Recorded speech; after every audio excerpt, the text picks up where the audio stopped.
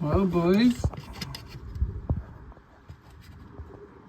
I don't know what's going on here, but that does not look good. It hasn't got excessive play, it's just fucking blown my mind.